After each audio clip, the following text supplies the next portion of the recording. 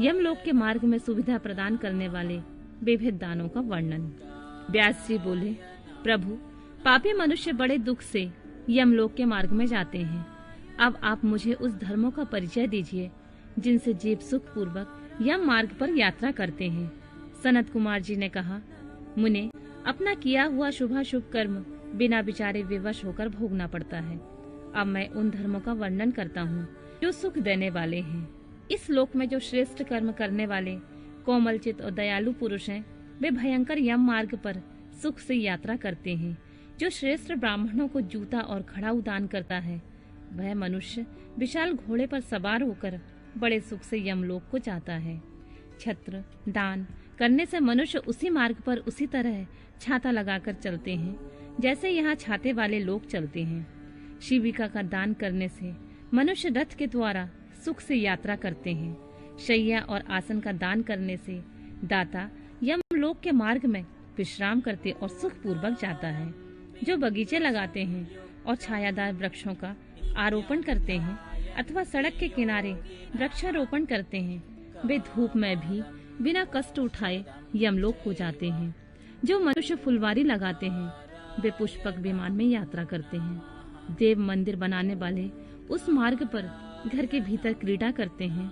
जो यतियों का आश्रय का निर्माण कराते हैं और अनाथों के लिए घर बनवाते हैं, वे भी घर के भीतर क्रीड़ा करते हैं। जो देवता, अग्नि, गुरु, ब्राह्मण, माता और पिता की पूजा करते हैं, वे मनुष्य स्वयं ही पूजित हो अपनी इच्छा के अनुकूल मार्ग द्वारा सुख से यात्रा करते हैं। दीपदान करने वाले मनुष्य संपूर्ण दिशाओं को प्रकाशित करते हुए जाते हैं। ग्रह दान करने से दाता रोग शोक से रहित हो सुख पूर्वक यात्रा करते हैं। गुरुजनों की सेवा करने वाले मानव विश्राम करते हुए जाते हैं। बाजा देने वाले उसी तरह से सुख यात्रा करते हैं मानो अपने घर जा रहे हों। गौदान करने वाले लोग संपूर्ण मनोवांछित वस्तुओं से भरे पूरे मार्ग द्वारा जाते हैं। मनुष्य उस मार्ग पर इस लोक में दिए हुए अन्य पान को ही पाता है। जो किसी को पैर धोने के लिए जल देता है, वह ऐसे मार्ग से जाता है जहाँ जल की सुविधा हो। जो आदरणीय पुरुषों के पैरों में उबटन लगाता है, वह घोड़े की पीठ पर बैठकर यात्रा करता है।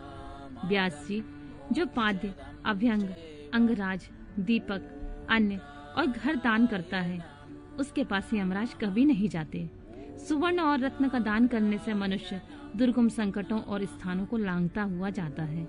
चांदी, गाड़ी ढोने वाले बैल और फूलों की माला दान करने से दाता सुख पूर्वक यमलोक में जाता है। इस तरह के दान से मनुष्य सुख पूर्वक यमलोक की यात्रा करते हैं और स्वर्ग में सदा भांति भांति के भोग पाते हैं।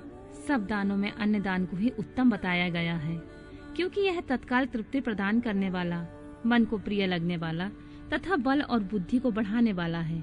मुनि श्रेष्ठ, अन्य दान के समान दूसरा कोई दान नहीं है, क्योंकि अन्न से ही प्राणी उत्पन्न होते हैं और अन्न के अभाव से मर जाते हैं। अतएव अन्य दान से महान पुण्य बताया गया है, क्योंकि अन्न के बिना भूख की आग से तृप्त हुए समस्त प्राणी मर जाते हैं। अतः अन्न की ही लोग प्रशंसा करते हैं, क्योंकि अन्न में ही सब कुछ प्रतिष्ठित है। अन्न के समान दान ना तो हुआ है और ना होगा। मुने, यह संपूर्ण जगत अन्न से ही धारण किया जाता है। लोक में अन्न को बलकारक बताया गया है, क्योंकि अन्न में ही प्राण प्रतिष्ठित है। प्राप्त हुए अन्न की कभी निंदा न करें और न किसी तरह उसे फेंकें। कुत्ते और चंडाल के लिए भी किया हुआ अन्न दान कभी नष्ट नहीं होता। जो मनुष्य थके मांदे और अपरिचित पार्थिव को अन्न देता है और देते समय कष्ट का अनुभव नहीं करता है, वह समृद्धि का भागी होता है। महामुनि, जो देवताओं, पितरों, ब्राह्मणों और अतिथियों को अन्न से तृप्त करता है, उससे महान पुण्य फल की प्राप्ति होती है। अन्न और जल का दान शुद्ध और ब्राह्मण के लिए भी समान रूप से महत्व रखता है। अन्न की इच्छा रखने वाले पुरुष से उसका गोत्र, शाखा, स्वाध्याय और देश नहीं पूछना चाहिए। अन्न साक्षात ब्रह्मा है, अन्न साक्षात विष्णु और शिव है। इसलिए अन्न के समान ना दान हुआ है, ना दान होगा। जो पहले बड़ा भारी पाप करके भी पीछे अन्न का दान करने वाला हो जाता है, वह समस्त पापों से मुक्त होकर स्वर्गलोक में जाता है। अन्न, जल, घोड़ा, गौ, वस्त्र, शैया, छत्र और आसन इन 8 वस्तुओं को दान करके यमलोक के लिए उत्तम माने गए हैं। इस प्रकार दान विशेष से मनुष्य विमान में बैठकर धर्मराज के नगर में जाता है। इसलिए सबको दान करना चाहिए। महामुने, जो इस प्रसंग को सुनता अथवा श्राद्ध में ब्राह्मणों को सुनाता है, उसके पितरों को अक्षय वरदान प्राप्त होता है।